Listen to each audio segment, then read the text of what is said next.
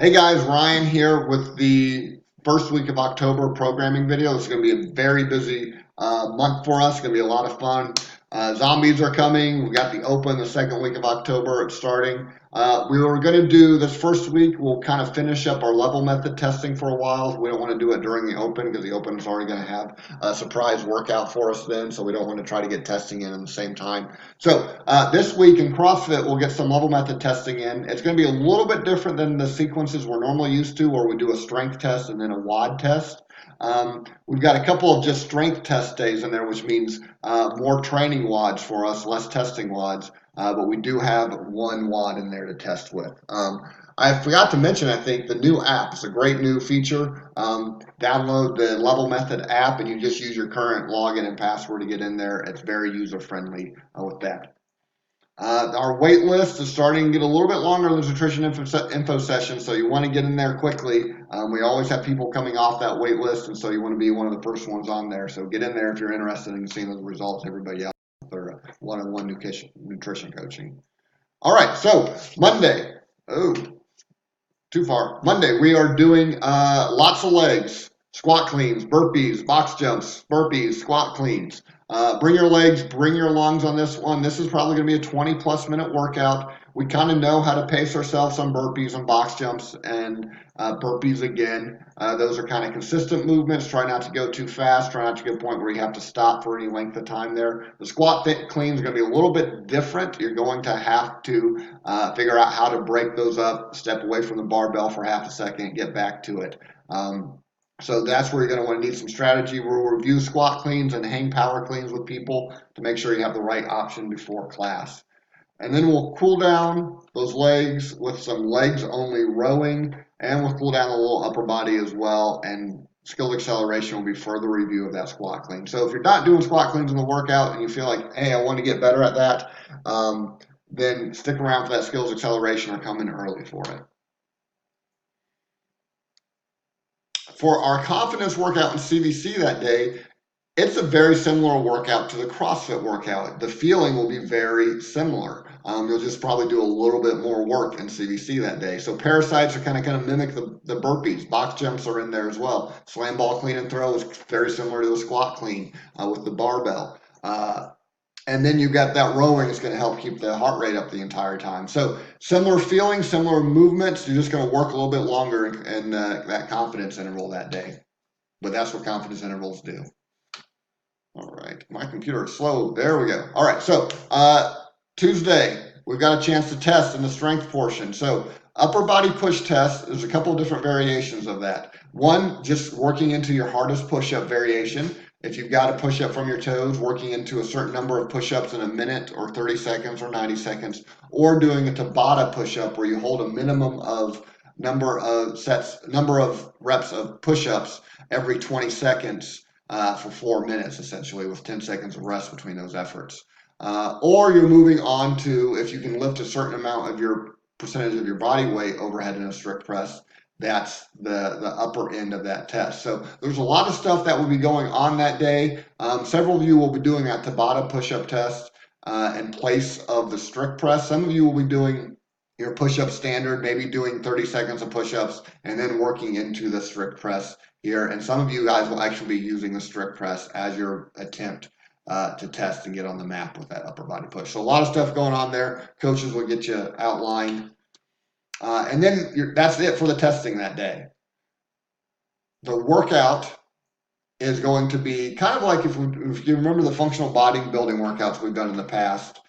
This is very similar to it. So less worried about finish time here and more worried about quality. So we're going to do kind of the hardest and heaviest variations of these movements that we can do when it comes to the dumbbell strict press. So if you did the Tabata push-up test, you still get a chance to do some strict pressing there. Plank hold, possibly with weights if you need to, strict pull-ups or ring rows, and then some type of toes to bar or knees to elbow or hanging knee raise option for people. So you're actually gonna take your own rest in between each of these movements. This workout will probably take 15 to 20 minutes, but you'll take a little bit of rest to make sure you're getting quality in and not rushing through these things, and maybe being able to add weight. So you'll start conservatively and add weight with this until you're kind of maxing out with those reps and those variations at the end of round 4 of this.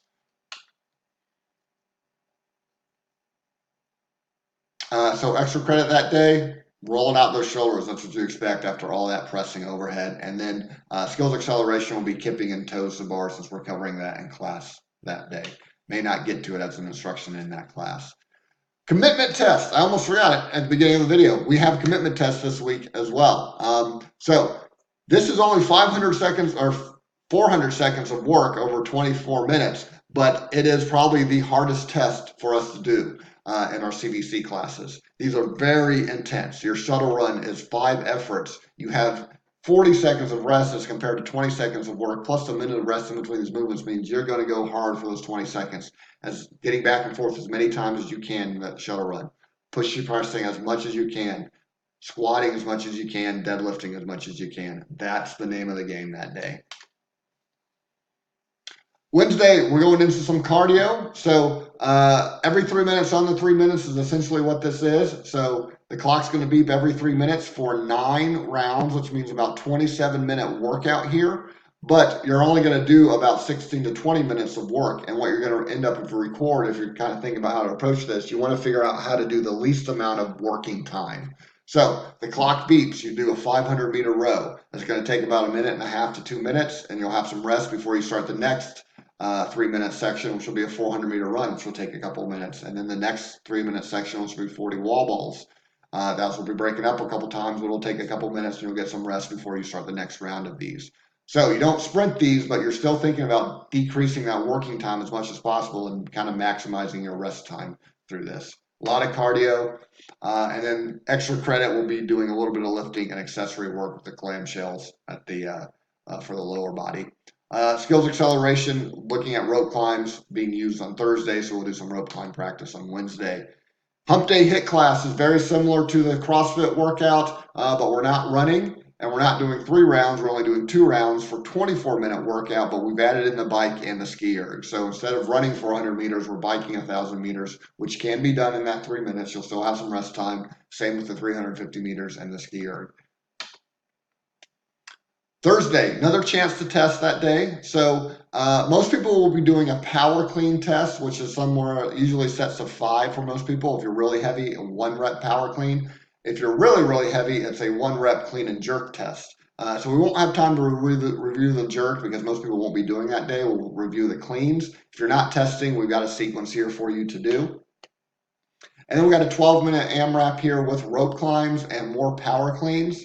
Moderately heavy power cleans, but you can still cycle through these. So looking to get 4 to 5 rounds in here, and you've got lots of scaling options through here. The thing is, you want to pick a scaling option that allows you to keep moving to try to get close to those 5 rounds in those 12 minutes, so you can't get hung up anywhere. If that barbell doesn't keep moving, if you have to break it up more than once for a set of 10, that's probably going to be too heavy for you. If you're staring at the rope too long, in those later rounds, it's going to be too much for you. You may have to move back to those pull-ups. If the pull-ups are too easy for you, maybe we're looking at getting you into rope climbs for the workout. Extra credit, we're going to scrub out those shoulders after a workout like that in a week like this, and then practice our double unders for Friday's double under test. CVC workout, you've got some rope climbing that as well. With CVC here, we're going to do more work than we do in CrossFit. Not uncommon for us to do that. We have lots of different scaling options for the rope climbs that we'll do in Fishersville. So not everybody's going all the way up the rope. We've got a lot of different options. We're going to increase intensity by increasing the difficulty of those rope climbs. Same with our ring rows with the reach and Stanton, which will be our sub for the rope climbs. Increase the difficulty of the ring rows to slow those down, but increase the intensity. Step up lunge, one of my favorite movements, stepping up on the box, stepping back and coming into a lunge position, cycling through that for 30 seconds on one side, 30 seconds on the other. Single arm dumbbell cleans, making sure we're engaging our core, not getting pulled to the side on those cleans. Banded clamshells, getting in some good accessory work there during our vitality workout as well. 30 seconds on each side, so that's pretty straightforward. We'll be able to remember to do that. Nothing confusing about that on this day. Friday. So We do cleans on Thursday. We're going to do power snatch on Friday. For those people that are testing in the purple, they combine the power snatch and the clean and jerk total to get their total weight. For most of us, we're just practicing the power snatch. And then the test is going to be our neurological and core endurance test, which is how good are you at jump ropes and what kind of core endurance do you have? And there's lots of different variations there. The coach will help you find your option on the map for you if you're not testing. We've got this workout here where you're just trying to get a certain number of double unders or single unders in, and if you break those up, you have to do sit-ups kind of as a penalty. Most people will end up doing somewhere between 90 and 150 sit-ups that day. Short workouts leaves plenty of time to get some more rowing in and stretch out those abs and the triceps from all the work that we've been doing with the triceps this week. Inversions, getting ready for practice for Saturday. Confidence workout, we're doing some jump rope. New Texas Roaches movement here. It's kind of like a dead bug with a little twist. We'll show you that. Getting the heart rate moving with those dumbbell snatches, and then you'll feel the quads and the shoulders in your banded bear crawl. Our lift class, doing a little dumbbell bench press and then diamond push-ups to burn out those triceps, and then back to the pecs with our banded flies and the lats with our pull down. So really working every part of that upper body that day, and then finishing off with some planks, which are going to work the upper body and the core. And you've got a little penalty there with the supine toes bar if you have to break up your 6-minute plank, which you probably will. I expect that to have to happen. Saturday, squat endurance test. Some people will be using a barbell for this. Some people will be using dumbbells and doing a Bulgarian split squat for this. So the coach will help you find the right option for your test here on Saturday. And then the workout will be push press overhead and reverse step lunges. Most people will be using a barbell there. Looking to get 5 rounds in this. It will start to slow down on that push press. The weight is fairly up, is kind of up there. Those arms will start to get fatigued. You'll have to really use your legs for your push press, but the legs are going to get fatigued from the reverse step lunges. And those lunges are going to be done with that barbell on your back if you're comfortable with it. We can always sub out dumbbells if we need to that day. Finishing our week with a commitment workout, ring push-ups. If you're not on the rings, you're doing regular push-ups or push-ups from your knees. Just because you can't do a ring push-up doesn't mean you can't do a ring plank, so you're going to alternate between those for your 6 static efforts. Vertical leap, getting powerful and explosive there. Kettlebell rack, Bulgarian split squat, so being able to lift heavy there with that split squat, similar to our CrossFit level method test there for squat endurance, and then sprints on those rows. All right, see you guys this week. Stay human for as long as you can. Talk to you later.